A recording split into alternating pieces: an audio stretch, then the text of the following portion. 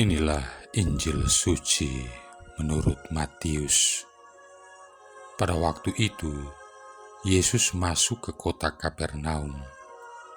Maka datanglah seorang perwira mendapatkan dia dan mohon kepadanya, "Tuan, hambaku terbaring di rumah karena sakit lumpuh, dan ia sangat menderita."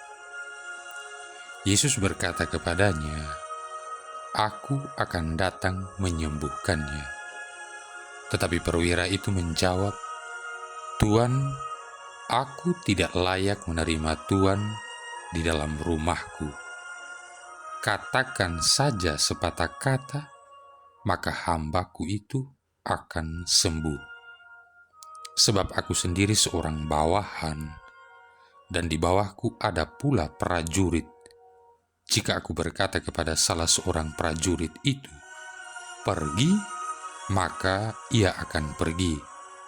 Dan kepada seorang lagi, 'Datang,' maka ia datang. Ataupun kepada hambaku, 'Kerjakanlah ini,' maka ia mengerjakannya." Mendengar hal itu heranlah Yesus. Maka ia berkata kepada mereka yang mengikutinya, "Aku berkata kepadamu, sesungguhnya iman sebesar ini tidak pernah kujumpai pada seorang pun di antara orang Israel.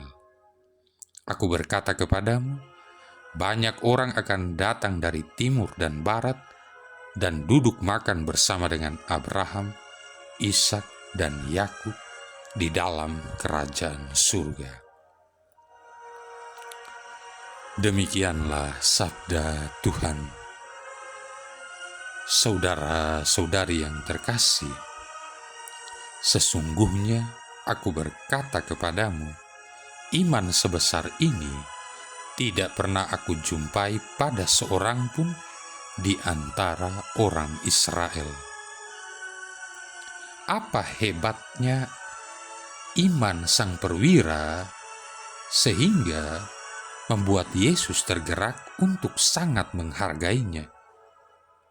Di atas segalanya, perwira Romawi ini menunjukkan suatu iman yang didasarkan pada rasa percaya total akan pribadi yang bernama Yesus dari Nazaret. Tidak terbatas pada tataran intelektual belaka, misalnya sehubungan dengan doktrin-doktrin tertentu, melainkan dengan mencari suatu relasi pribadi dengan Yesus. Tentunya, sang perwira dengan akal budinya telah mengambil kesimpulan bahwa Yesus memiliki otoritas untuk menyembuhkan. Akan tetapi, imannya lah yang menggerakkan dirinya untuk melakukan pendekatan kepada Yesus dengan sebuah permintaan atau dengan permohonannya yang berani itu.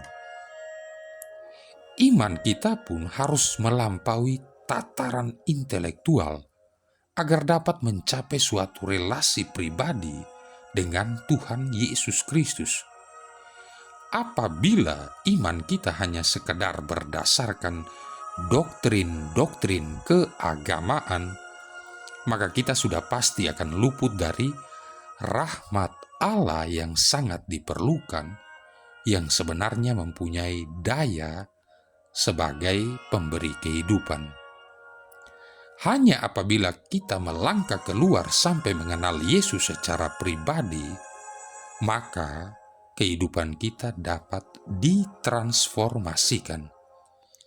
Sebenarnya, sang perwira dapat saja tinggal di rumah dengan hambanya dan berpikir bahwa Allah dapat menyembuhkan hambanya itu dengan atau tanpa intervensi dari pihak Yesus.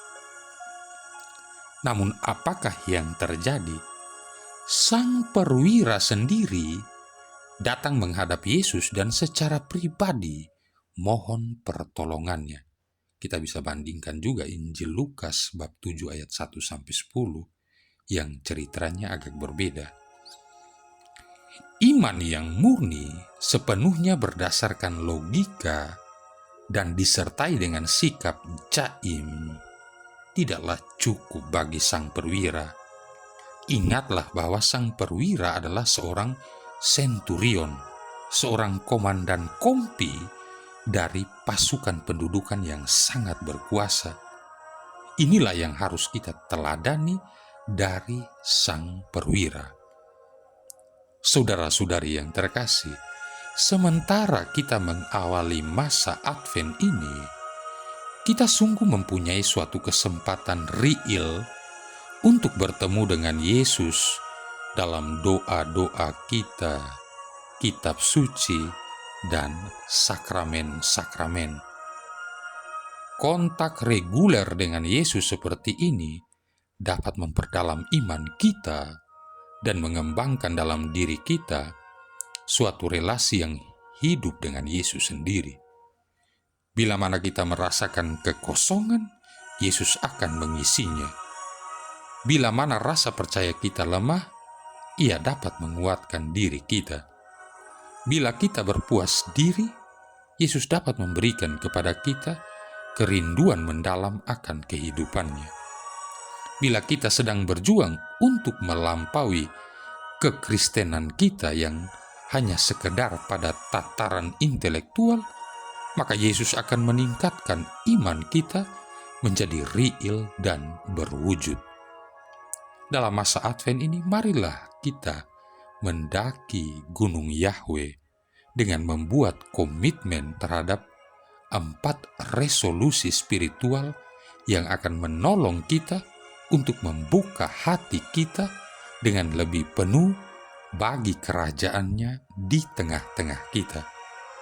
Yang pertama, kita menyisihkan suatu waktu khusus, paling sedikit 10 menit lamanya setiap hari, untuk doa dan penyembahan kepada Allah, guna mengungkapkan kegembiraan kita berkenaan dengan rencana Allah bagi kita umatnya.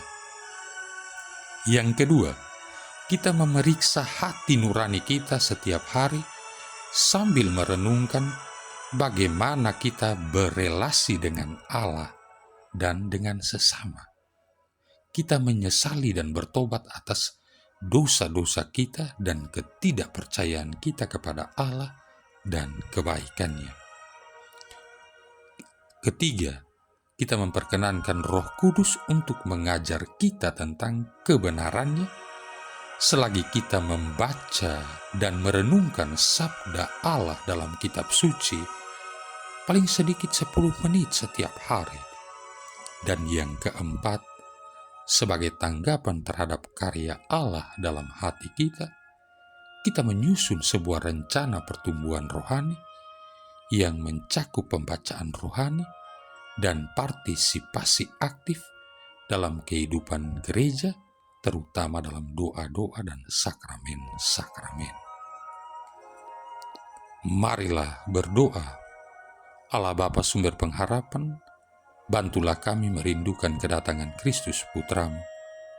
Bila Ia tiba dan mengetuk, semoga kami didapatinya berjaga dalam doa dan menyambutnya dengan gembira.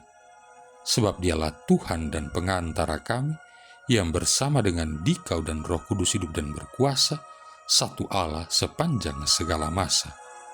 Tuhan memberkati kita sekalian, Bapa, Putra, dan Roh Kudus.